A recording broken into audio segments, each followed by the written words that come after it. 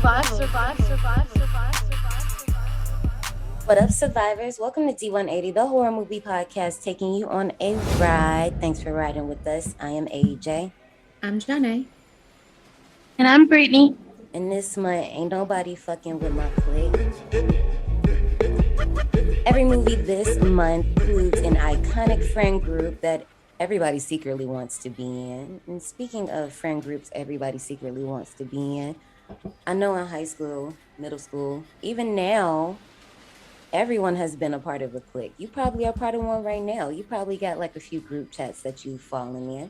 Probably have a few inside jokes between friends. And maybe you have a few secrets that'll go to the grave. Or ruin your whole life. Who knows? Today we're going to be talking about 1999's Jawbreaker. This cult classic or cult hit, whichever one you prefer. This one doesn't really belong in the horror genre, but nobody wanted to claim it. So of course, when nobody wants to claim things, we in the horror community just claim it for ourselves. You know, I never really knew where this fell. Yeah, it was intended to be a dark comedy. Almost like, okay, so like, no shade. Most of the movies that we're covering this month are like borderline, very borderline horror. Yeah. Especially the Goonies. That's but I mean, horror. like, even that movie, it's and okay. We'll get there next week, but even that movie, you could imagine like watching it as a kid. I could see how that's kind of like a horror movie for a kid. The Lost Boys is a horror movie. We gonna leave that alone. The Craft is a horror movie. We gonna leave that alone. And even Heathers is very borderline dark comedy, just like the movie we're talking about today. And you can see how heavily inspired this movie was by Heathers. It's not like a copy because there are vast differences, but you see the inspo. Ooh, I see the inspo of Mean Girls. Oh, that. Because. Well, damn. Not you taking my park recommendation. I'm sorry. I'm sorry. This movie is currently streaming on Pluto. I watched it on Tubi. That's what I was about to say. Tubi. I was about to say I seen this on Tubi, but since I'm in Japan and my VPN is being a bitch, I've been getting detected left and right, and I'm highly upset about it. So wait, what does that mean? Tubi. Anytime I get on the website, it'd be like, bitch, we know you on the VPN, bye.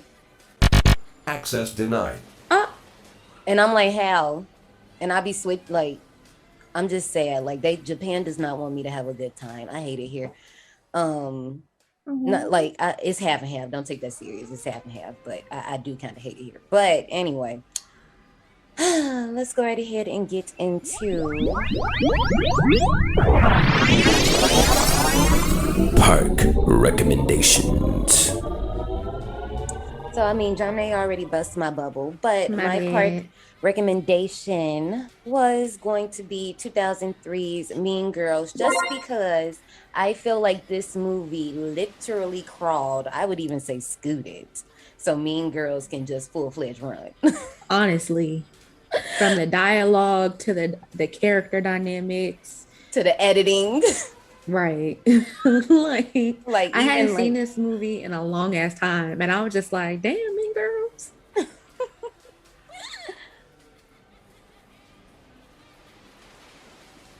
Y'all, this ain't my little section of a subgenre. I ain't good at this. Most of the movies y'all named, I ain't seen. I haven't seen Heathers. Oh. I haven't seen the Goonies. Let me keep going. I haven't. I can't. I mean, the closest I can get for a part. If you tell me you ain't seen The Lost Boys, I might have a slight problem. What are you talking about? I know you watched The Lost Boys with us last summer. No, I didn't. I've never seen The Lost Boys. You know what? Survivors, if you have any park recommendations that fit today's ride, let us know on our Twitter. Are you kidding me? Guess what? I started watching. Stranger Things? Huh? Stranger Things? Yeah. See? Damn. I'm glad. I'm happy for you. You know what y'all should watch? Y'all should watch The Boys. Watch The Boys. I do watch The Boys. I just haven't seen this season that just came out. Oh, thank God. Why don't you watch it?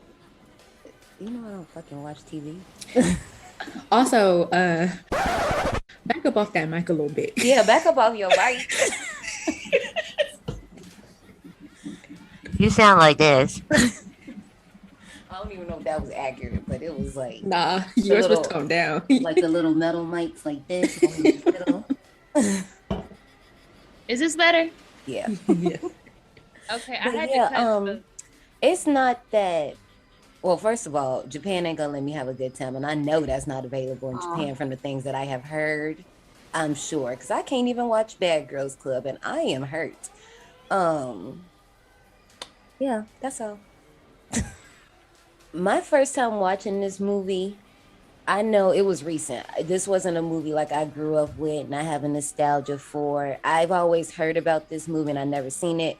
I would always see those meme posts that be like, who was the biggest bitch? And it would have Courtney Shane in it, but I was like, I don't know nothing about that girl. So I didn't see this until I want to say 2017, 18, once again, like in the midst of me, like just now getting to the DMV area. And I low-key think I saw it on Shudder. So for me, this is another mommy introduced me. Because Jawbreaker, Heathers, those were all along the same lines. And my mother loves those type of movies too. So I don't remember when was my first time, but I just know it's been a minute since I've seen it. And when I was watching it, I was like, ooh, throwback. Look, okay, it's a real blast from the past. But it's crazy because we'll talk about it in a sec. It kind of fits with right now. That's the crazy part. The costuming, yeah. Mm-hmm. I watched this when I was younger, when this shit was playing on TNT or something like that. I want to say I was watching it when it was coming directly on cable, because you know back then we had cable, and it was it was a time to be alive. Not everybody was streaming. Yeah, definitely watched it on TV. It was one of them TV things, and my mom was scrolling through Comcast or Verizon, whichever one we had at the time, and she was like, "Oh, Jawbreakers, let's watch this." And it's like I would see it, but never crossed my mind to watch it until, like I said, it got to a point where I was actively seeking out different kinds of horrors. I just wanted to test the waters in different genres. It's a genre. And I was like, oh, everybody keeps talking about this daggone Jawbreaker movie. Let me just, so I can say I've seen it, I can be a part of the conversation. But this one is directed by Darren Stein and written by Darren Stein. And as I mentioned earlier, originally he did want to write a straight up horror movie. But then as he was writing it, he realized it was more of a dark comedy. And then after the release, as we were talking about, many people was like, bitch, this is Heathers. But he was like, no. Get off me, not too much on me, because the only thing that these two movies have in common is that there are 3 bitchy girls and a murder. That's the only thing that these movies have in common. Everything else is different. Jawbreaker is intentionally campy and over the top with a devious girl who is running the show. That's not Heathers. I was like, oh, you better defend your shit. But I mean, he's not lying, though. He's not lying. Very campy. Very campy. I love it, though. Yeah, it's like I love movies that know what they are. This movie don't ever try to take itself seriously. Like, it knows exactly what it is, and it plays all of that up. It's produced by Adam Silverman, edited by Troy T. Takaki, and I have to bring this up. I have to. The costume designer is Vicky Barrett, known for working with Mona May. I love Mona May, who has dressed films such as Clueless, Romeo and Michelle's High School Reunion, and we just talked about... This really was giving Romeo and Michelle's. I want to say... I ain't seen that either. Oh my God. I've seen that. Now, if I've seen it, is no excuse. And that ain't even my type of wheelhouse of a movie. What you mean? I told you this is not my wheelhouse. When you start going into these categories, you start losing me. Well, Romeo and Michelle is not a horror at all. It's not. It's not. I know it's not. I said in these categories is when you lose me. You be like, where Brittany at? Oh, she all the way back there. All the way. She got caught at the inches. Got held up in traffic. But yeah, because well, Vicky, Barrett, and Mona May, like a lot of their looks or a lot of the things that they do, they never really dress the people in the times. Because it's crazy because people look at Jawbreaker and they be like, that's so 90s, that's so 90s. No, bitch, no, it's not. It's actually 50s meets the 80s. That's what it is. All that, like in the 90s, we was grunge. Well, okay, we were babies, so we was wearing red, yellow, blue, and green play suits. But the older people, they were dressed grungy. You know, it was especially the late 90s, not so much the early 90s, but 96, I would say, to 99, it was super flannels, baggy tees, like kind of how Gen Z dresses now, and they swear it's brand new. But y'all know, I'll leave them alone today. They'll learn. They'll learn. I'm gonna leave them alone today. Anyway, our main cast, we have Rose McGowan as Courtney Alice Shane. It's her second visit to the park. You guys probably recognize her as the iconic, and they be trying to forget, but we don't forget, Tatum Riley from Scream. And she's on Charmed. A lot of you might know her from that one, and Planet Terror, Death Proof. She be running, y'all know her. She be running through these damn streets. Rebecca, yeah, we know her from Charmed. If you're a Charmed OG, you already know. I know, because they weren't happy when they replaced Prue with her. Yeah, I was about to say, I know people always talk about a reunion, but they be like, I don't know about that one. You might want to let that I don't go. know. I still to this day don't know why they drowned her in that bathtub like that. Still to this day. Well. We got rid of that ass, and then we got her. Mm. I did watch Charmed, surprisingly. Well, I mean, it's adjacent. I would hope. That's like one of those things you weren't going to escape regardless. Like my sister stayed watching Charmed. So if I was ever at the hair shop, we was watching Charmed, and I was just like, Jesus, here go this house again. And then I got my mother had that joint on all the time. Okay. Then it got into when I'm leaving to go to middle school to high school. It came on every morning at 8, 9, whatever, up until you left the house. So we was watching Charmed all morning, and then right when you leave the house, Supernatural came on. Yeah. Well, first of all, I wasn't gonna say how do we all live the same lives, because obviously the TV is syndicated, so it's all playing the same thing. But still, Rebecca Gay Hart as Julie Freeman. You guys might know her from the Urban Legend franchise, as well as the Scream franchise, because she's in Scream too. Julie Benz as Marcy Fox. You guys might recognize her from Saw 5, also from Buffy, but she was also... her face be confusing me. She has one of those, no shade, but she got one of those common faces. Because I be getting her confused with the twin. Who? Brittany Daniels. Oh. Because I was sitting here looking at her face like, ain't she in something else other than this? And then like I looked it up and I'm like, wait, that's not right. And then I'm like, damn, am I getting her confused with Brittany Daniels? That was me during X with RJ, and I thought he was, I can't remember his name. I just know his last name, Poochie. That's all I know. But then Julie Benz was in a spoof film called Shriek, If You Know What I Did Last Summer on Friday the 13th. What? That's a long ass title. Cause like what? Just go to Scary Movie, sis. Like what the hell? Anyway, Judy Greer as Fern Mayo. I was literally racking my brain trying to figure out how we talked about Judy Greer before, but I realized that was on Patreon. But you guys might recognize her from the newer Halloween and Halloween Kills, 13 going on 30. Cursed in that god-awful Carrie 2013 remake. But we'll talk more about that later. Because speaking of Carrie, Charlotte Ayanna plays Liz Purr, and she played Tracy in The Rage Carrie 2, the bully. I kept staring at that girl's face. Not this time, but like I was like, I know her. And I never thought to put it together. But then this time when I was doing my research, I was like, oh, this is homegirl from The Rage Carrie 2. Oh my gosh. It makes sense now. The one that was trying to get the boyfriend to come in her room while she was like stripping, she was like, and he just She stood there was and that looked at her. bitch. Yeah, Can't believe it. that's definitely her. Like, it's like once you look at it, you're like, oh shit, that is her.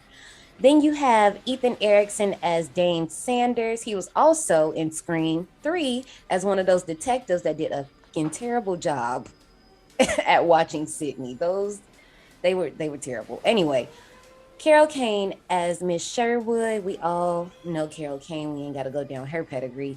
And motherfucking Pam. Okay, this isn't Anne, but I'm just excited.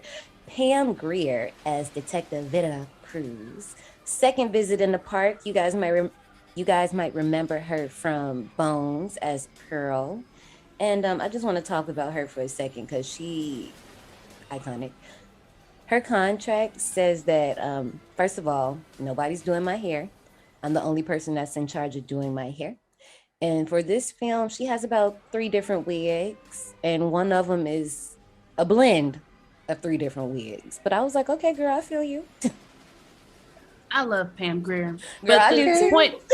the point I want to bring up, and y'all, I'm sorry, this is gonna be a tangent, but not a long one, but still a tangent. Y'all, I don't understand why IMDb did not give her the respect she deserves, because when you click on top cast, her motherfucking name does not show up. Who the fuck does not know who Pam Grier is? I'm sorry. If you don't, pause everything. Everything right the fuck now. Go find her and go watch everything. You better go watch Foxy motherfucking Brown. Exactly. Go hit some fucking movies. You need to get some sense. But I don't know what's wrong with them. They need to fix that. I don't give a fuck who they got on them. They could have the rose that don't wilt it, but she should have been right there. Also, we love a shady queen. Judy Greer met Pam Grier on set, and she said, my last name is Greer too. And Pam Grier looked her up and down. I don't think we related. I love her so much. I do too. Girl, that's that auntie energy, and I stand for it. And I like, as we are in our pre-auntie, well, I've been an auntie since I was 2, but you know what I mean. Since we in our auntie era, I just pray for that type of sass. Okay, I've been working on it, but it ain't auntie elite level. Okay. Tatiana Ali as Brenda, y'all know her. Homegirl, Fresh Prince of Bel-Air, y'all know her. Chad Christ as Zach Tartek, and just because I love to get on Jonna's nerves, but it's okay because she could pull a coup de grace and get on my nerves, William Katz and PJ Souls. So William Katz, second appearance from the Carrie movie. PJ Souls, third appearance from Carrie and Halloween. They play Liz Purr's parents. Carrie was heavily an influence on this movie, but here goes the coup de grace, and I'm gonna do it myself so Jonna could just laugh in my face. This movie was also inspired by Grease, and we have Jeff Conaway in his second appearance in the park as Marcy's daddy. A hickey from Kanicki's like a Hallmark card. Look, as soon as I saw that, I said, Jonna is going to rub my face in it and be like, lick it up, honey. Lick it up. But I got you, boo. I got you. So some quick behind the scene facts. Everything else that we don't mention, we're just going to throw it in our review. So don't be skipping around if you want some facts, because that's just how it is. This film was shot in a short, hectic 30 days. And as we already mentioned about the film's inspirations, Darren Stein really wanted to play around with an experience that he was familiar with. He said he knew some girls that really used to snatch up their homegirls on their birthdays, and they used to stage these kidnappings, and it would just be a prank. And he was just like, what if that shit went left? First of all, don't ever do this. Like, y'all, because I'm telling y'all, I'm a fight. And one of us gonna get hurt. And it ain't me. So keep all surprises to a minimum level. That's just wild to me. Like, who thinks of that? And then my thing is, we not in the review section, so I'll hold back. But you know what? We could go ahead and head out to the queue line. We back, y'all. Step in line. Your number is near. Follow the signs. Your time is here. We out here playing motherfucking games again. I know, I missed it. You want to play a game? No. Not until September. Wake me up when September ends. Oh gosh, no. Actually, yes, because I I'll like be that back in the song. States. I'll be back in the States. So Summer yes, definitely. has come and passed.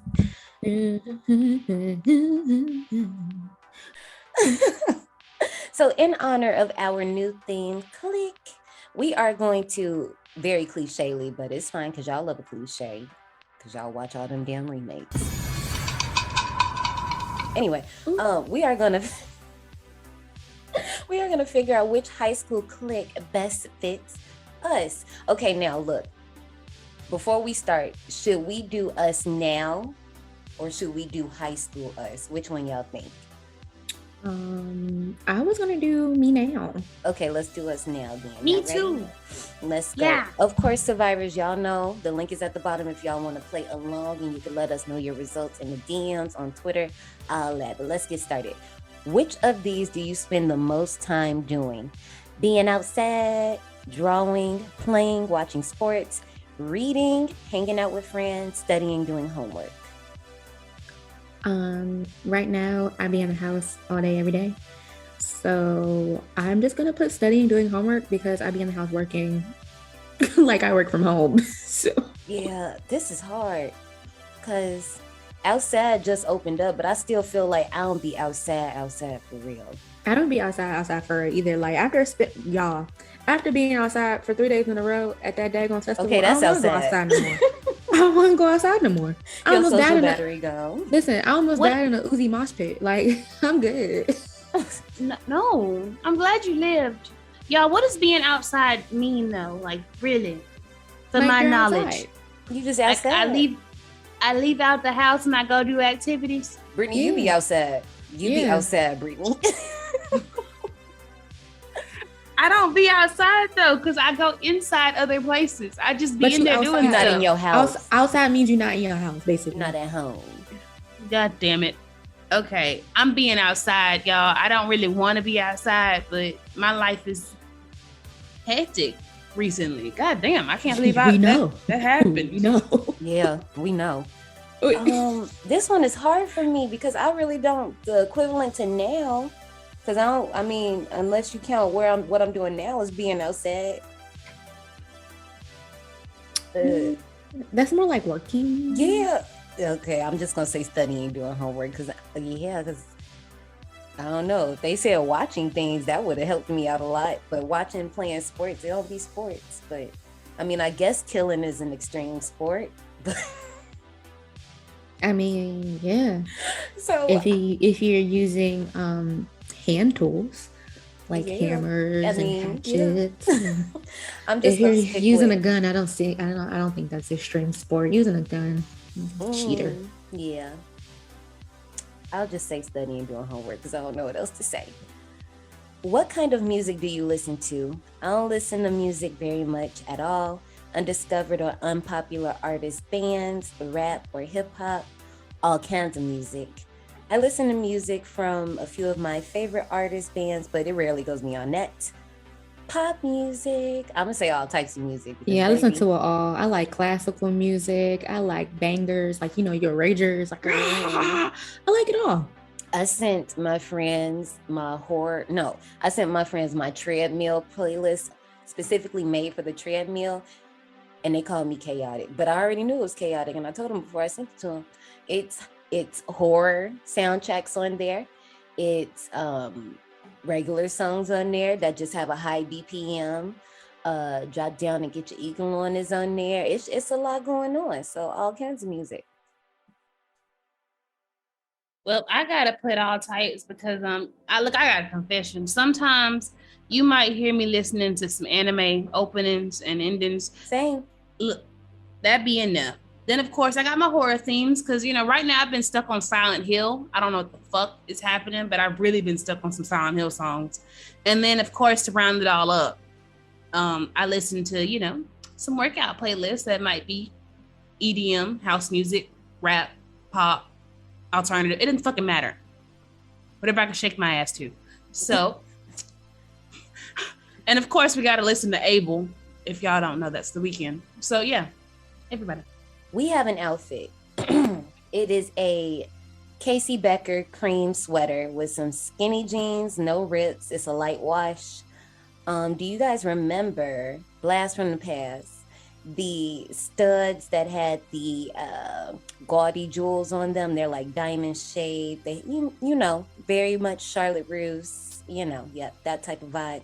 A floral iPhone 3 case with that damn scarf and some white chucks, low top.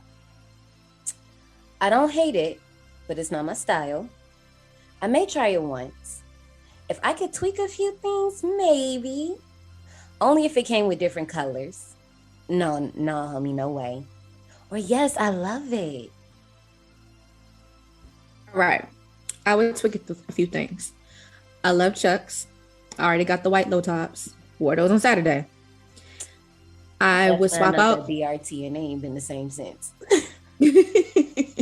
And I never bought a new pair. Maybe I should try to find some.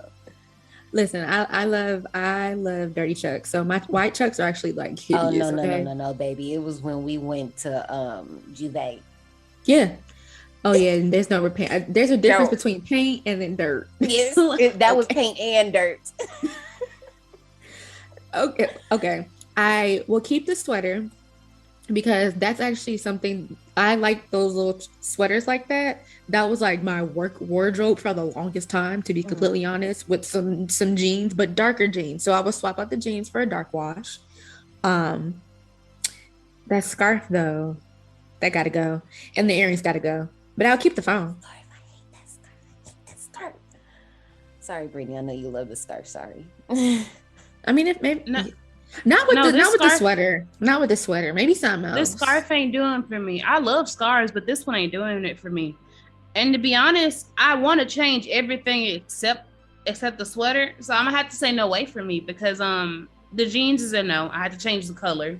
It can stay like it is. Who the fuck wearing these earrings? Not this bitch. This scarf, not this bitch either. And Chucks, I've said before, I've never owned a pair, so we ain't gonna start now. So we're gonna change the shoes out too. For me, it's like I'm in the middle of, if I could tweak a few things, maybe. But I feel like a lot of my tweaks would definitely change the entire outfit. So I'm going to say I don't hate it, but it's not my style. So, yeah. What is your favorite subject? Art, English, gym, lunch, math, or science? Math me, please. Oh my gosh. I'm so glad that you like math. Okay. I'm really good at math.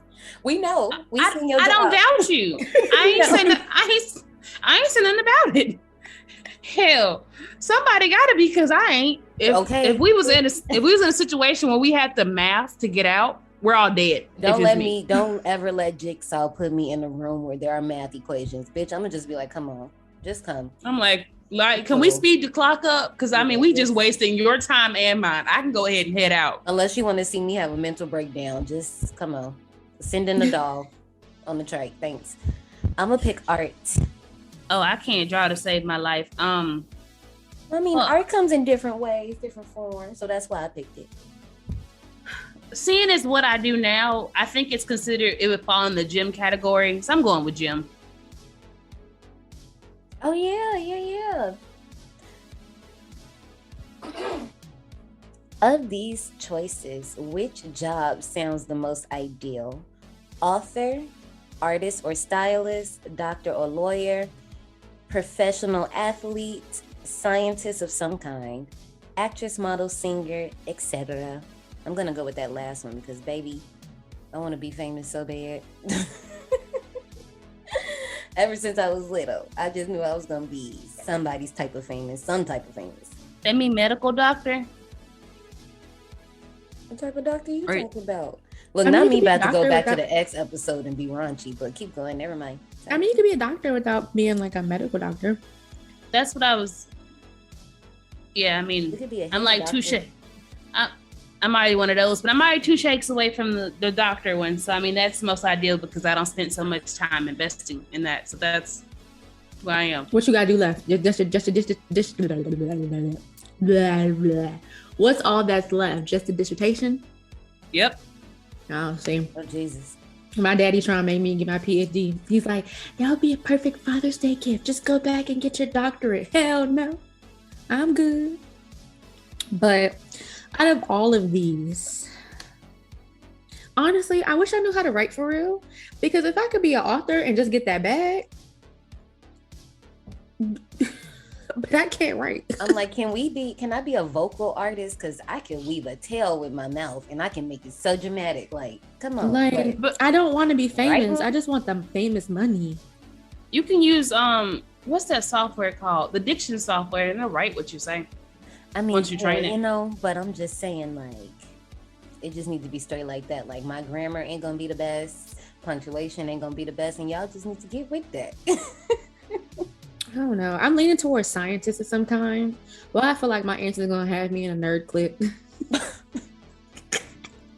You put math, they definitely gonna put you in a nerd. They fast tracked your ass to nerd. It didn't matter what other responses you put.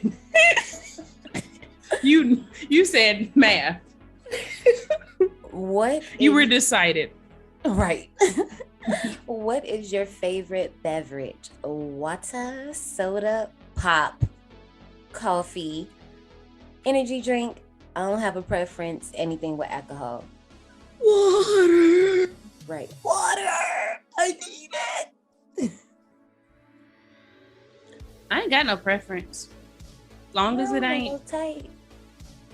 long as it ain't alcohol, I don't kind of care. Or coffee or energy drink, because I can't have those because it makes me twitch. What do you and your friends usually talk about? Celebrity gossip, homework and upcoming tests, new music from our favorite artist band, who won the game last night, our favorite current TV show. I don't have that many friends. Celebrity gossip. Yeah, I feel like it's between celebrity gossip or talking about our current favorite horror something.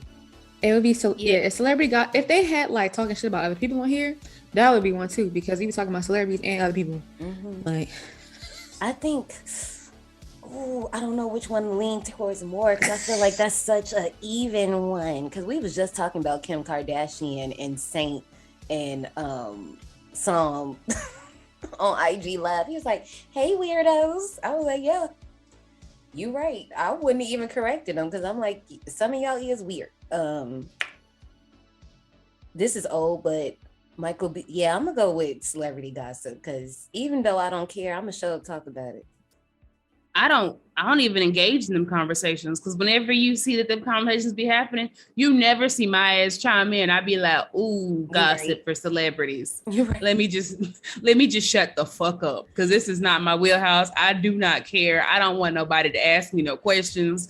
I will literally start another tangent Like or just not say anything. Danielle over Doja Cat this morning or this evening for y'all. I'm like, no, you know, I ain't say talk about my little baby. I ain't say shit either. I was like, y'all, not my battles, unless it's like the chosen few. My auntie Beyonce, my cousin Nicki. If it ain't some of them, I really ain't got nothing to do. I love you, Nicki Minaj and Beyonce. If you listen to this podcast, please shout us out. Can you come get us, please? I can babysit. Shout us out. I'm a really good babysitter. We are 3 Black women on a horror movie podcast. Okay, you could really highlight us. You just told us to quit our jobs, so yeah, I'm with you if you provide us support. Okay, Beyonce, I really am. My gosh. I'm just saying. I mean, by the time everyone else hears this, it would have been like a week later. But y'all heard the new song. Y'all heard what she said. We ain't got no choice but to listen. I love you both. What were you guys' results? I got the popular kids, which I was not expecting. Oh. I don't know what I thought I was going to get. I was answering a lot of random shit. But you have a lot of friends and you can take over the school if you tried. You're usually up to date on the latest gossip. That's pseudo on brand. I don't be trying to take over though. I just be being myself. You know. We already know what I got. Did you get nerds for real? I did. Yes, the fuck she did. I told you she got fast tracked. You're smart, intelligent, and can be shy at times. You do well in school and consider it one of your top priorities. That's not a lie. I did very well in school. Yeah, I'm like, it's not a lie. But John, you know, you a little closet mommy. You know. You just told us how you was cussing out people online. Damn. I really did. I forgot to answer that. I'm gonna let y'all know it's our current favorite TV show because I will answer then. Oh, goddamn. Y'all, guess what I got? You got nerds too? Nope. Oh. I got loners. You may not be the most social, but that's okay. Books are better than people anyway. You fucking right, because a lot of times they are. I was gonna say emo kids. Because I swear I be distancing the fuck out of myself when shit be happening. I'll know. I'll be like, oh, just like when y'all were talking a little while ago, and I was like, I'm just gonna wait to put something in here. I just be standing off to the side looking. You just be waiting like double dutch. You'd be like, oh, nope. No, okay, here it go. Let me go in. Okay, getting back out. I miss double dutch. I am the friendliest. I can only hop in and that's it. Once I can start in the middle. Like I can start in the middle, and then you got me for like a couple of them. But then I'm like, all right, I'm done. I'm a boob holder. I'd be like, yeah, I hold my titties all the time. I can never master the run in. I have to start in the middle. And they're like, you cheater. And I'm like, listen, start me in the middle. I'll stand here. Y'all start and I can do it. But I can't. And then I can't jump out either. I be tripping over the rope and it just be a whole mess. Oh, trust me, I can't jump out either. That's as soon as I jump in, I'm going to get 2 hops in and then that's it. My older sisters, I blame y'all Gen X asses for not properly teaching me how to double dutch with phone cords. It's okay. Now that we're done exposing ourselves, survivors, if you want to share your results, as we said in the beginning, you can share them on Twitter or down in the DMs. But other than that, let's take a little ride back to the late 90s with 1999's Jawbreaker. You should have seen the 4 of them. People worshipped them and cursed them, but everybody wanted to be them. Courtney was the leader. All right, girls, out. She was like Satan in heels, and Marcy was her henchman. I don't think we've met, what with the cruel politics of high school and all. At a school like Reagan High, being the teen dream can be a little hard to swallow. It is with deep dismay that I inform you that Elizabeth Purr... I heard she choked on a jawbreaker. That is so cool. Are you Courtney Shane? Maybe. Now, I'm Detective Vera Cruz. one detective will try to find the face that fits the facts. You ever seen one of these before? No. Take a lot of licks to get one of these things down. It's hard. You frighten me.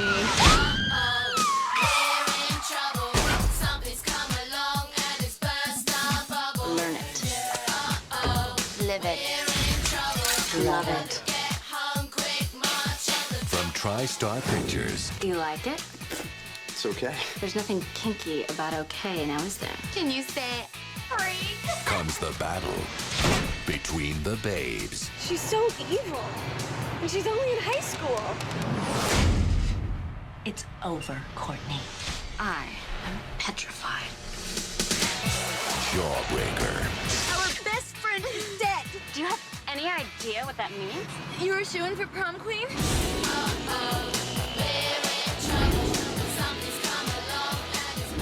So about this trailer. I mean, it's what year this movie come out? 1999. That's what it's given. To be completely honest, like it feels like a typical 90s trailer to me. Yeah, I can agree with that. I really don't know how I feel about the trailer as far as like, do I like it? Do I not like it? It's giving Amanda Bynes movie trailers. You know what? That's exactly what it's giving. Because I was like, it seems like when it's not. I'm not referencing the movie. I'm saying it, but not another teen movie. That and it's giving me that movie where she had it. Where was she when her father was overseas? That Amanda Bynes movie. The princess one or something, or like where she was trying to date the prince. Cody, no. Whatever movie that was. But I'm telling you, Amanda Bynes movie trailers. That's what this is. Our movie starts with the flawless four. They're the most beautiful. I hope somebody at home caught that reference. Anyway, and popular girls in Reagan High School in Los Angeles. The clique consists of Courtney Alice Shane, Marcy Fox, Julie Freeman, and Elizabeth Purr, the Princess Di of Reagan High. Of the four, Liz is genuinely kind-hearted to everybody, and regardless of their social rankings, she's loved by the entire school. Julie is popular because of her beauty and being best friends with Liz, while the cold-blooded queen bee, Courtney, and her airheaded right-hand girl, Marcy Fox, demand respect through terror. Not so much Marcy, more just Courtney. This hallway scene, we get it time and time again throughout this movie, but this first one, okay, now ladies, let's get information. I love it.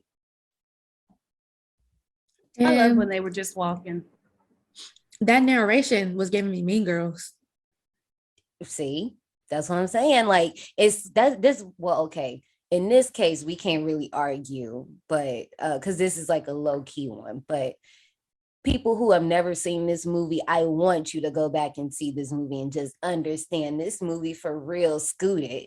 So Mean Girls can just run a damn marathon. Honestly.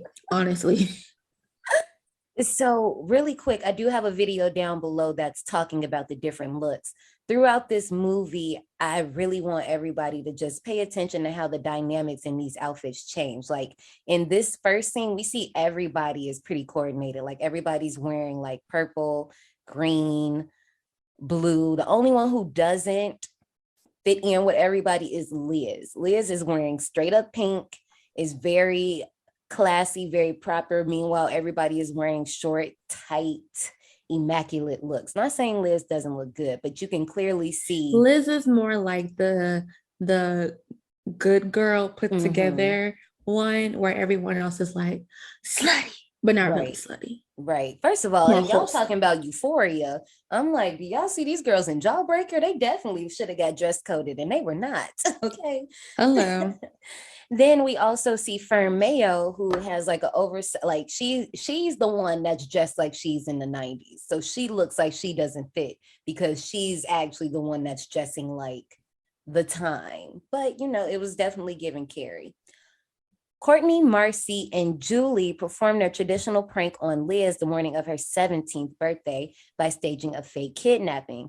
They surprise Liz in bed, bind her with ropes, and Courtney rams a jawbreaker into her mouth to gag her before sealing her mouth with duct tape. The girls then lock Liz into the trunk of her car and drive off, actually planning to take her out for breakfast and other shenanigans. 1 is for witch, 2 is for bitch. Pop it, Marcy. They open the trunk, and however, they are greeted with the grisly sight of Liz's dead blue body having choked on a damn jawbreaker. Now, timeout. I just want to point it out. Ed and Eddy would have deep throated the fuck out of that jawbreaker with no fucking issues. Oh my God. You know, I never understood the appeal of jawbreakers. Like, I love jawbreakers. What's the point? Too. They're too big to go in your fucking mouth. And what do they even taste like? It tastes like chalk. You're not supposed to eat it all at once. You're supposed to just lick it and savor it. Okay, so look, really quick, in Indiana, there's this candy factory called the Albanese Candy Factory, and they sell those really, I don't know why I'm looking around like this is going to be a jawbreaker sitting in here, but they sell those really big jawbreakers, and we would have them for like almost half a week, probably trying to get to the bottom of it. And they gave you a wrapper so you could put it back in the bag when you were done with it. So it's not like it's just rolling around everywhere. You know what I mean? But I love a jawbreaker. I love a gobstopper. Those are kind of like mini jawbreakers. Like, I love it. I like those. I used to get those when I would go to the movies. They're just so loud in a box. They are. You'd be like, damn. The mask that the girls were wearing when they kidnapped Liz, I was like, okay, Alice, sweet Alice, I see you. Oh, yeah. I want to point out You knew that she hated that bitch. It was some secret hatred because who the fuck decides when I'm a kidnap you for your birthday, I'm gonna shove a fucking jawbreaker in your mouth? Okay, like, but let you me don't do you like one them. better. Let me do you But why one would you put better. a jawbreaker in before putting on the tape? Like that makes no sense. Oh, you want them to die, honestly. Right. Okay, you want her to die because she was like, I didn't want her to scream. You should have some socks. That's what the tape was because this is for. my thing. Like, if this is a tradition, then clearly she would have caught on that this is y'all doing this. That's my train of thought. Like, there was no point to gag this girl. But also, I just want to point out, Liz, baby, your hands was tied in front of you. So why you just ain't take the tape off your mouth? Oh, she probably died fairly quickly when they slammed her ass in the trunk. If we're just thinking realistically, like, walk with me for a second. We thinking realistically, when they put that tape on her mouth, slammed her ass in the trunk, she probably got shot and it probably fell back from the motion. And that's when she was choking. Because if you think they wasn't driving that long, so that's why she turned blue, because she had been dead for the entire car ride. Because, see, I was thinking, like, once the jawbreaker got to a certain point, you know, your body be trying to reject stuff. So she probably started vomiting and started really choking on that low key. Yeah, I get what Courtney was saying. As soon as they slammed that trunk, it was over for her. Mm-hmm. She was dead that whole car ride because you didn't hear not when they were driving, you didn't hear a single bump. You didn't hear nothing. Because even if she would have been like still alive, she would have been kicking and thrashing.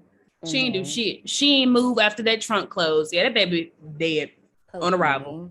I do want to talk about the opening title sequence super fast, because when I was watching it this time, besides the aesthetic, I feel like I found some subliminal messaging, because you see, they mentioned that Liz and Courtney were friends when they were little, or whenever they were friends. They were friends, and that's how Julie got into the equation, and then Marcy is just there.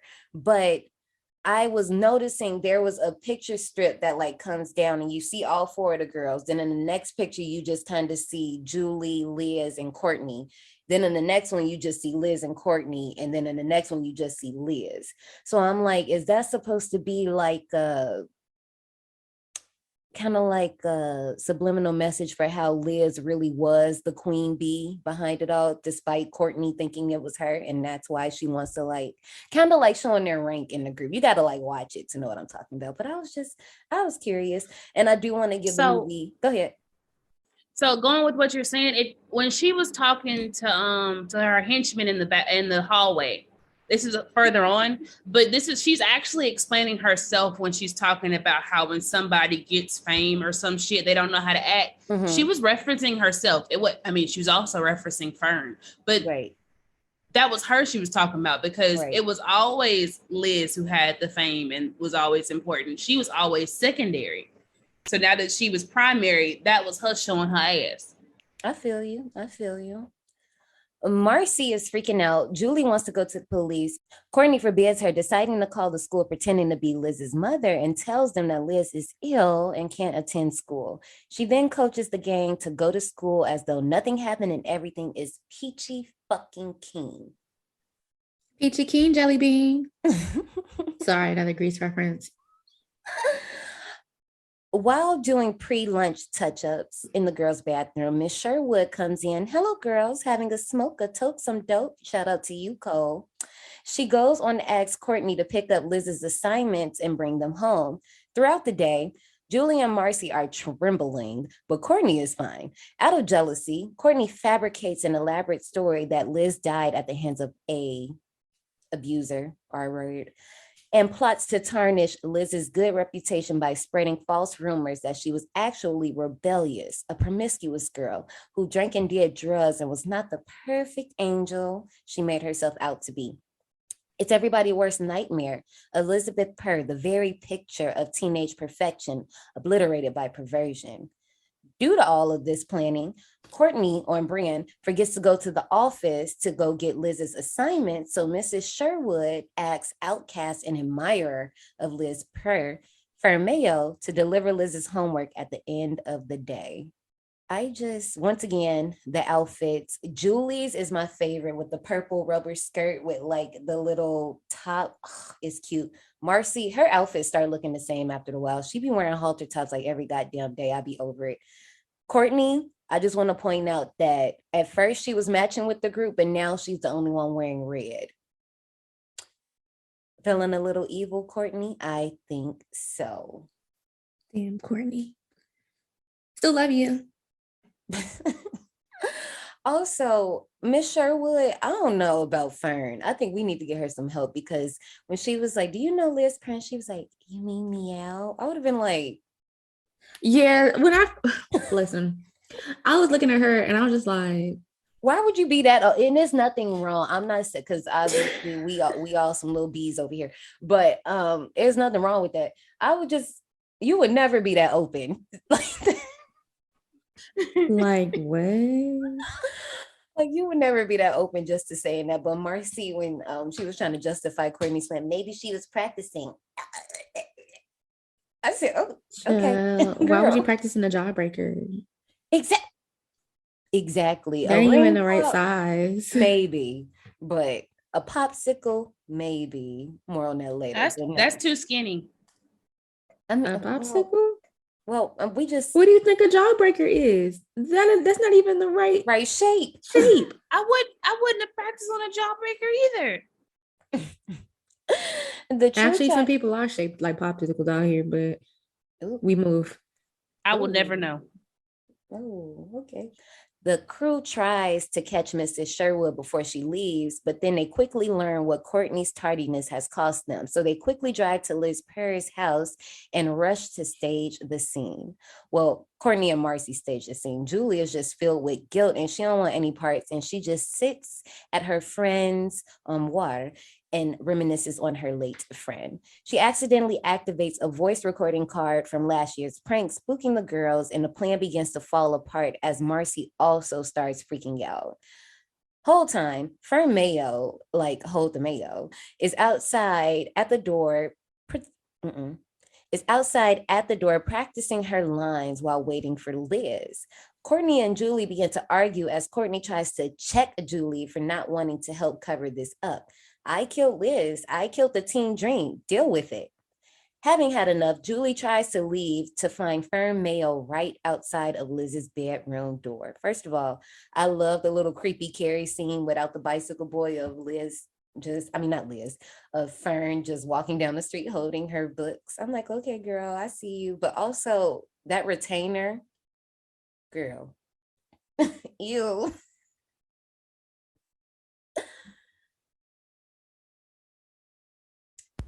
I'm sorry, but Mayo before she changes is creepy.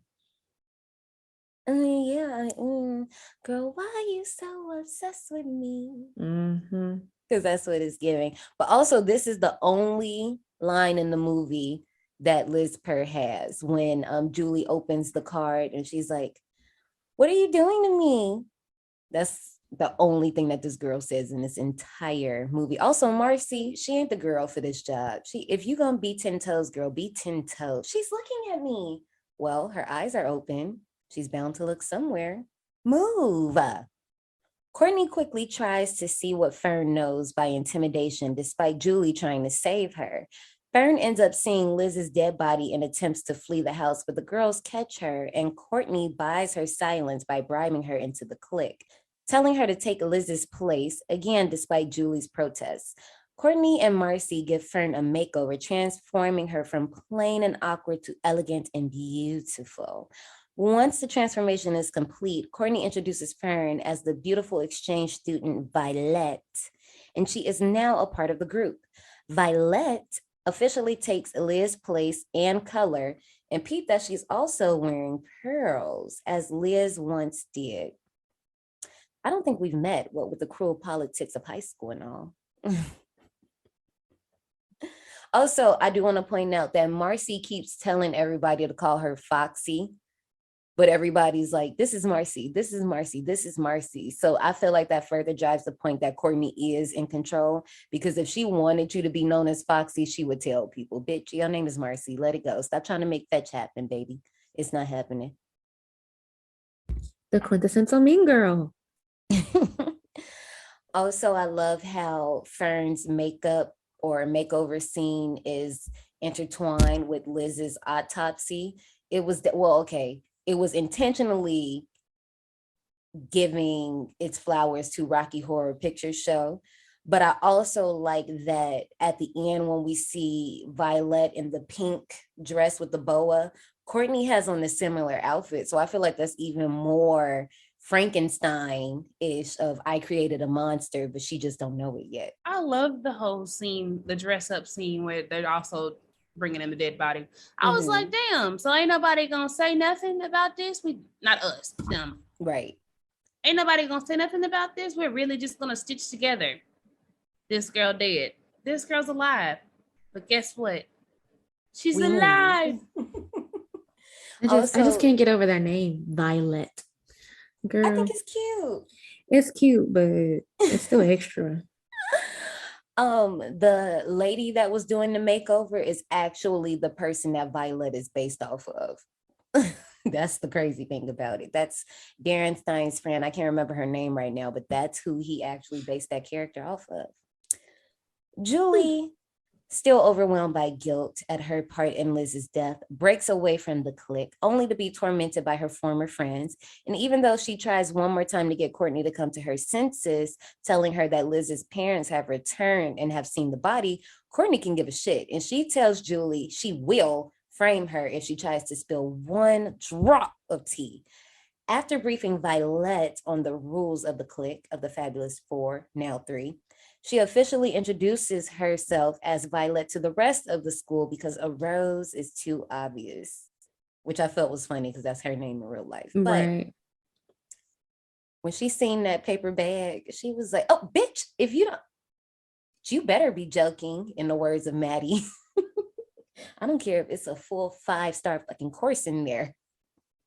But I do like how they bring it back and they're like, no, we eat and we eat well, just not in front of people. So it's not like driving the whole popular girls are pretty, whatever you want to call it, don't eat. But Brittany, I know before you joined us officially on the podcast, you have been here a few times. A kink. I was so happy. We have not had that inside joke in so long and it's finally back. We love a kink. A kink. I can use some kink. Who says that? Also, more Mean Girls with the Karen Carpenter table and they were eating the raisins. But I think in Mean Girls, they was like eating a cupcake or something. They were sharing like a Twinkie. I don't know. It was something like that. I don't know. But Courtney is truly a manipulator. She was like, well, see, when I hear fern, I think of a plant and I much rather be a flower because you're my Violet. When she hands out her hand, I'm like, girl, don't take that deal with that devil because that's exactly what the fuck that is. Okay. Also, once again, I don't take them kind of deals. Yeah, no, definitely not. Also, once again, we see Julie's not a part of the crew. So she's dressed very normal, looking like a 90s teenager. Marcy, she trying to wear pink, but we like, girl, pink ain't your color. You know that's not your color. Take that off. Violet, we know she's in pink with the florals. And Courtney, once again, does not blend in with the crew. She's wearing purple. Like, she's like, yeah, these are my flunkies, and bitch, I'm the main. Now comes our favorite person, Detective Vera Cruz, on the case to solve Liz's murder. As Violet's popularity grows, Julie watches as her popularity fades and she becomes a new target for ridicule amongst the clique. Her only real friend at this time is her new love interest and drama student, Zach. She even tries calling Violet to talk some sense into her that night, but Courtney Shane, priority number 1, calls her on the other line and unknowingly puts that shit to an end. Once again, Mean Girls. That's literally the whole boo you whore scene. Boo you whore. I'm sick.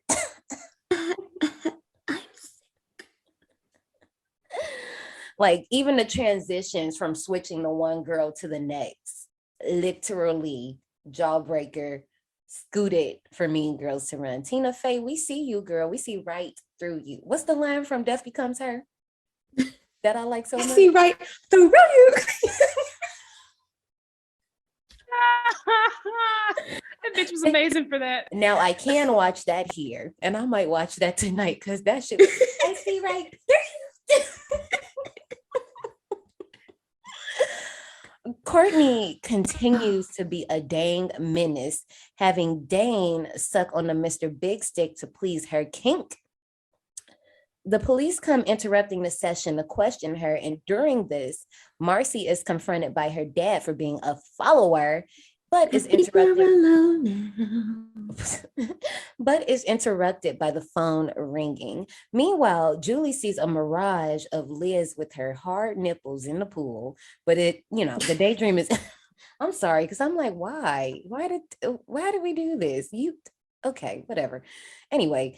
This daydream is interrupted by her mother, and all of the girls end up at the police station to be interrogated by Detective Vera Cruz. And the next day, it is announced throughout the entire school that Liz is passed in hell. And first of all, what type of announcement is this? I'm like, y'all would never tell us that on the school PA. Never. But also, Marcy, daddy, good on you for calling your kid out. I was watching Oprah and it was talking about, is your kid a follower? Yes, Oprah. My kid is a follower. but why Kaneki was giving gay dad vibes? And I was like, and I loved it. Because first of all, yes. I think we're alone now. Like, come on, man. Remember you used to love Tiffany? Girl. I think we're alone now. Marcy, everybody had a Tiffany phase though for real in these movies. Cause I'm like, Marcy, your daddy being a real one, and you the one, you calling him a dick. You the one being a dick. Right. Actually, you being the balls, just getting slapped around, actually. No, not the balls. But just because I want to talk about Pam Grier, her whole interrogation scene, I'm sorry, but I love her face because she got a no bullshit face. Like, what the fuck is happening right now? Like, the whole time, if she was my mom, I would be petrified to lie to her because I feel like she would be staring bullets right through me. And I feel like she was doing this in this interrogation because you could even see it, like, the only person who's not phased is Courtney. Everybody else was about to fold, especially Julie. Julie, baby, was about to fold. But I do want to point out, editors, and y'all do it so much through this movie that I'm not going to even get on every single one. If y'all going to do Pam Grier, do her right. Because clearly when she was holding that Jawbreaker, we seen them nails. And then in the next scene, it was just some bare fingers. I was like, whose hand is that? Because it's not Pam's. What's going on? Anyway, the following morning, Detective Vera Cruz interviews Miss Sherwood, who tells her that she sent Courtney to Liz's house, but then remembers that it was actually Fern Mayo and not Courtney that was sent to deliver the assignments. Then she realizes that Fern actually hasn't been present to school in the last few days. First of all, Vida is over it. She said, bitch, what? How you don't remember?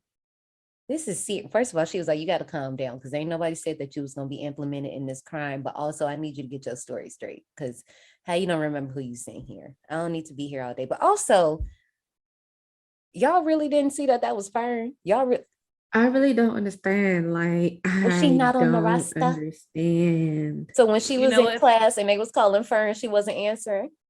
It don't matter. It's the 90s. It's school. Somebody was in a seat that belonged to her, and they was good enough. And you know what? I'll live for that scene between them because she was like, I can't do it. Whatever she fucking said when she was like she couldn't deal with the fact if it was her fault or if she had something to do with her death because she didn't know about the parents. Yeah. She was like, her mom ain't make that call.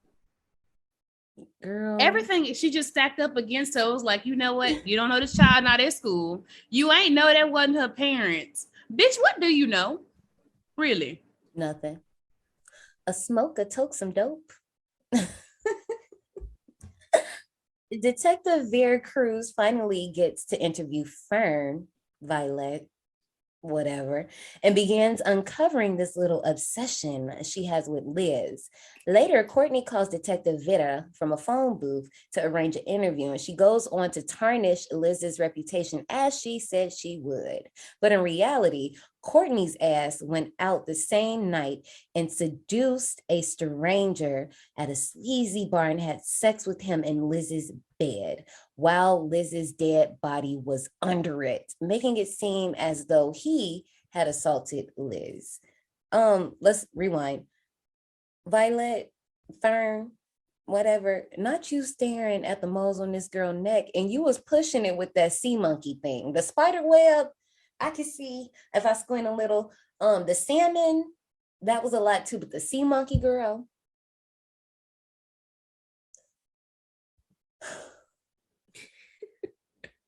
Liz, if you wasn't dead already, I would say you in danger, girl, but it's already curtains for you. But I like the fact that normally in horror movies, when you under the bed, you alive and shit, and you know, Can we talk about that? Somebody, Liz is whoever, Liz, Charlotte, Ayanna, she is a terrible dead body. Because girl, I seen you blink a few times. I seen you breathe a few times. You couldn't hold your breath. Right. And I'm like, I'm not gonna sit here because I've done it. I was committed when I was laying in that casket for that role. You ain't seen me breathe not once. I was super. You really committed. didn't. Your body did not move at all. You was literally just laying there like I just laid there. But no, I just want to point out that I just don't know. I know it was a whirlwind of 30 days or however long they took to film this. I think it was 30 days. 30 days. But yeah. But no, baby, they could have reshot that. Like, bitch, I've seen you move. Or I mean, just I don't know, pause the scene, like just still shot and just I don't know. They just something could have been done or cut it, something like that. Also, I love when Vida goes, "Okay, Violet," and you look at her and she like, ooh, that stung her a little bit. That's what I'm talking about. I can't mess with Pam Grier. Like if she ever, I would be shook. I would be scared. I'd be like, yes, ma'am. Straighten up real fucking quick. That's the power of a Black woman. You will straighten up real quick, okay? Well, I do want to say though, did you know that like Fern, nobody paid attention to her on set for real, when she was just like Fern? Yes, I saw that. I'm like, damn, not art imitating life or life whatever Right? it is. But yeah, but then when you violate, but it be like that in real life. Okay. Well, lately it's been the opposite. When I be just like a bum, that's when dudes everybody be want to be in like- my face. And I'm I like, be like, what? especially don't let me go to a gas station. Hello. The toothless man is gonna holler, and I'll be like, sir, this Oh my ain't even God. my best work. Right. And I was told that that's why they like us, because they know if we look bummy and still cute, then when we look like bomb, we look bomb. It's real bomb. Courtney arranges for Violet to star in a school play to meet Zach, knowing good and well that that's Julie's new boo, while Julie tries to get Fern to come to her senses. Failing to do so, she turns to Zach and confides in him about the entire truth about their relationship within the friend group. Violet becomes intoxicated with her newfound popularity, which eventually eclipses Courtney's. Literally everyone is obsessed with Violet. She's even able to flirt her way into getting a new red shiny car. Like, what the fuck? This don't work for me. What's the cheat code, sis? Because what the hell? You a city girl in these streets. Right. Violet finally meets Zach, but he admits to Julie that the interaction was weird considering she's new but has seen him in Greece twice. Julie now confesses to Zach that Violet is actually Fern Mayo and goes on to tell him the entire incident involving Liz Purr. The two start digging for evidence, but not finding anything because they barely looked. Like literally you just could have. Y'all just walked out there and stood there. It's not here. You know, that's one of the things for parents be like, you don't be doing shit. You don't be looking, because Now, if they if I would have come just in moved, there and I find it, I'm gonna beat your ass. they needed their ass beat, because that damn picture was right there on the curb, and they just Literally I right don't, there. I don't see it. You lazy motherfuckers. So they go to Detective Vita Cruz to tell her what happened, but Vita already tells them that they have a suspect in custody. Disgusted and confused and flabbergasted, Julie pieces together Courtney's lie in her head. Again, when Pam Grier walked into the office, she looked so pissed. It's her eyebrows. It's her eyebrows and her cheekbones. Like, please, God, survivors, please go back to that scene and just watch the way that she walks into this office, because she looked like, bitch, if y'all call me in to do another damn scene for this damn movie. But also, Vita, honey, how the fuck you just gonna believe Courtney? You just ran with Courtney's story like that. Really? Come on now. Yes. Also, Julie and Zach. I mean, but see, to hear the thing about it, though, here was the thing. Courtney, she provided evidence. She had evidence to back up her claim. This is okay. This is true, but that's why she believed it. I'm just like, I still feel like there can be more to be investigated. Because also, my thing is, Julie and Zach was loud as hell in that office, so nobody heard them say none of this. And I just would have been like, okay, maybe I should look into that, but I'm gonna bring it up later. Marcy lets Courtney in on her thoughts, believing that Violet is out of control with her newfound popularity. Courtney calls it out as just that, newfound popularity. Like when people come to new money, they don't know what to do with it. You know, they act brand new, they mishandle it, and poof, it's gone.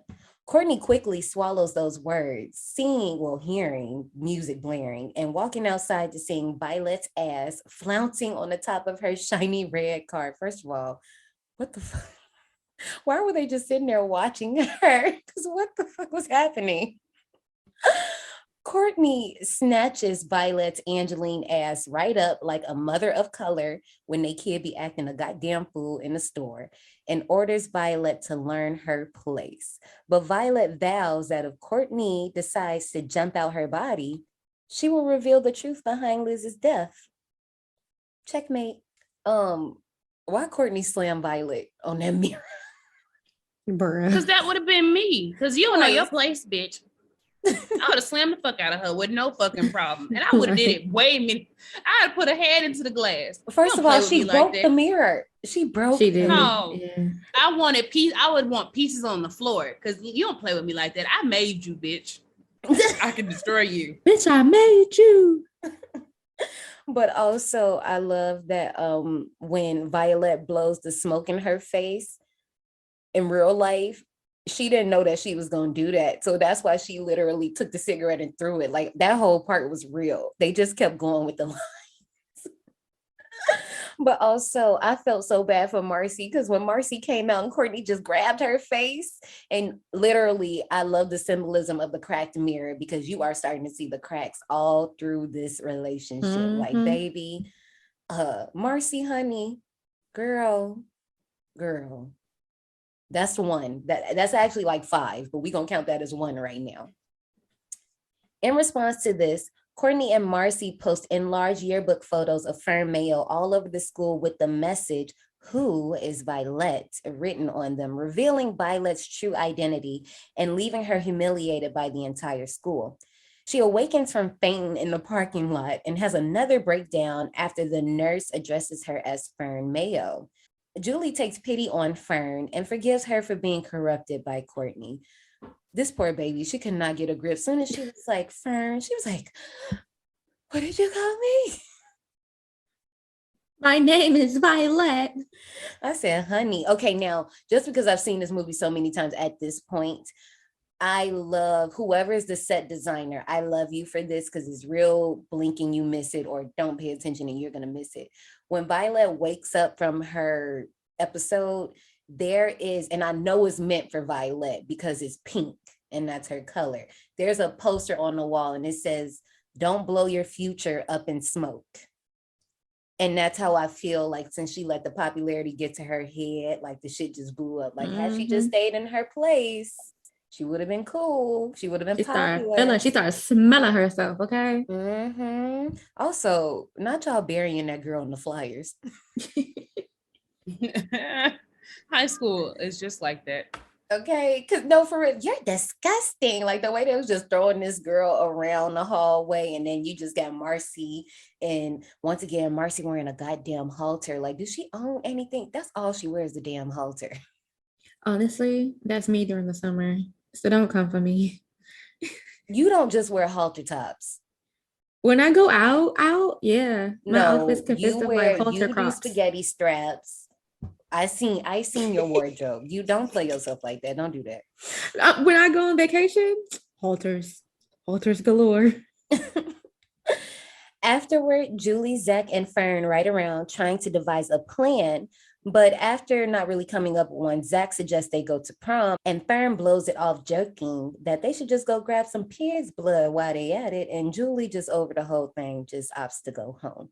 While she's at home, Julie receives a bag of Liz's belongings from her mother, and she starts to go through them. While she's doing that, she finds the recordable greeting card that she was fiddling with earlier while Courtney and Marcy were staging the death scene.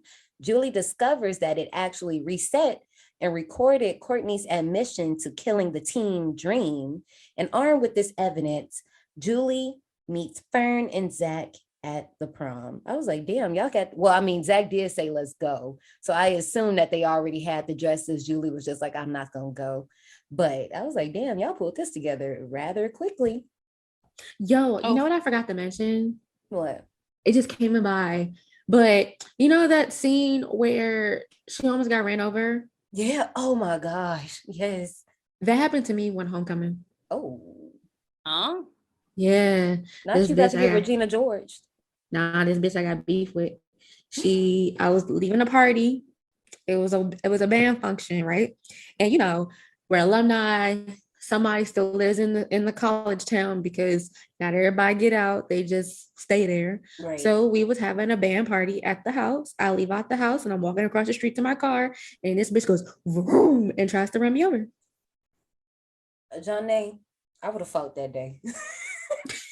That would have been the day. Or maybe some hours later, her tires would have been flat, allegedly. You know what? I'd have jumped all in her shit. I promise you, I'd have been all in that windshield. Brittany would have been like that girl on that TikTok video that was holding on to her boyfriend's car while he was driving off. When I tell you, I'd have used all the muscles in my legs and my calves and thighs, because I would have jumped up on their hood and I'd have been slamming like, we gonna fight, bitch. Get out. Let's talk. Let's say hey. I did like Julie's outfit though. I know we going backwards a little bit. I don't care, but them glasses, those were cute. Yes, Julie's outfit when she's popular and when she's not popular are all immaculate looks, and but feeling no remorse for the lives that she has destroyed and the chaos she has created, the heartless Courtney attends senior prom with jock Dane Saunders. When Dane and Courtney are announced as prom king and queen, Zach sneaks backstage and broadcasts the card's message over the sound system. Disgusted, Dane quickly ditches Courtney, no bucket, no foul, while Marcy's punk ass hides under the table. Girl, I'm about to get on you in a second. Horrified that her scheme is unraveling, Courtney tearfully races for the exit as the rest of the furious student body pelts her with corsages and calls her a murderer, basically giving her flowers in a way. Julie snaps a picture of her former friend's anguished face to immortalize the occasion, just as Courtney did Liz at the beginning of the movie. Miss Sherwood, fix it. I'm like, girl, ain't no fixing that. We heard you, bitch. So the prom was giving me Carrie vibes, but what I couldn't stand was when she was walking and they were throwing those flowers at her face, that shit was blowing me. But let me tell you about the diva that is Rose McGowan. Yes, please talk about it. Please do. So Rebecca Gayheart, right? She walked out of hair and makeup with her hair done up with flowers. And Rose was like, no, bitch. I want flowers too. So she went back into the trailer and demanded that she have a more interesting hairstyle. But my thing is like, Julie's wasn't even. It don't matter. It don't matter. She said, I'm the star of this show. Right. I'm the main character. I mean, I did like Courtney's hairdo. I like the little it's not tinsel, but I did like the dressing. I can't think of what that's called right now. It's not ribbon either. But I did like it because it was giving it was giving Egyptian queen, even though you're not a person of color. But anyway. I was going with Greece, more like Grecian. Oh yeah. Especially with the cut of the dress, the color. Mm-hmm. Oh yeah. I like that a lot better. I can see that. Yeah. I like that a lot better because I'm like, I was thinking like this part more or less, but no, I like that vision better. But I'm like, girl, Julie outfit and Julie hair it was cute, but it wasn't like meltdown, like, oh my God, this bitch looks better than me, because I felt like, and Violet as well, because if you notice, when Violet really started getting outrageous with her outfits at this point when she's not popular anymore, that prom dress is very conservative for her. Yeah. For what, like, if she had, because think the last outfit we seen her in before her demise, she has on them hot pink cigarette pants that are fucking cute with the matching bra top and that little light pink thing. Like, the prom dress would have been crazy had she not gotten exposed. I just know. I don't know what it would have been. Something see-through. I don't fucking know. Also, why the fuck wasn't Vera there? I know they said that they found somebody, but it just, okay, so the movie ends, Courtney's photo ends up being in the yearbook. The film closes with Fern Mayo talking to Detective Vida Cruz, talking about, this is high school Detective Cruz, what's a friend anyway? But I'm just like, okay, we do get a solid ending because the whole thing about Courtney is her reputation is ruined. We hear her talking about earlier how Dane is just a placeholder. Like, I could give a shit what he do after prom. This is just gonna look good for me and my high school memories and yada, yada, yada, yada. So yeah, she does get a fucked up ending and that should be enough, but I feel like we should have had more. Also, Marcy, let me flame you up real quick. You just gonna sit there and let Courtney talk shit about you like that? First of all, you look a fucking mess at prom. What the fuck did you have on? That shit, that hair, them crimps, girl. People loved crimps back then. Them crimps was crimping. Okay, I had crimps in 2019. So I'm just saying those, it just looked like it was sweated out. It wasn't even polished. That boa, that purple boa with that burgundy dress, what was that? And it was just the fact that literally everybody was playing Marcy because she's sitting with the cheerleaders and one of them was like, okay, Queen of the Damned, which I was like, okay, the movie ain't don't play Aaliyah like that. Well, see, the movie ain't came out yet, so I was like, okay, we gonna let that slide. But okay, the book had, and I'm always gonna connect the two. Don't play her like that. Right? Yeah, I was like, not too much on her. But then when Courtney comes, because I guess Marcy wanted to go with her prom date to go, get fresh or whatever, and Courtney's like, bitch, you better sit here and watch me get prom queen. I know you're not up to speed. I know you a little, girl. I would have ragdolled Courtney and them little lace whatever she got in her hair. Okay, no, absolutely not. But that was Jawbreaker. Ratings. Jawbreaker got a 5.6 out of 10 on IMDb, a 14% on Rotten Tomatoes, a 4.2 out of 10 on Film Affinity. That's new. And an 80. I was like, oh, I was ready to say Metacritic. And 80% of Google users liked this film. How do we feel about Jawbreaker? I was going to give it 90, but I'm feeling 95 today. Wow. You really, oh, well, damn. Yeah. Nostalgia. Okay. Yeah. I'm with you. I forgot. I got the reverse of nostalgia. For some reason, it wore off. Like when I see it, I'm like, it didn't hit how it hit before.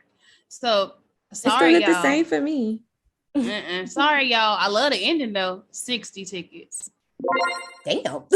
Right. For me, like I said, y'all know me. It don't matter if I seen it old, if I seen it new, something bright, something blue, whatever the fuck they say. I do like this movie, but I'm just not crazy about it. Love the fashion, love the dialogue, blah, blah, blah, blah, blah. I think I can settle happily on 75 tickets for this one. I like that we got a full range here. Like, it is going on. But without further ado, survivors, I love when you guys let us know your ticket scores for these, so you could definitely do that. Right?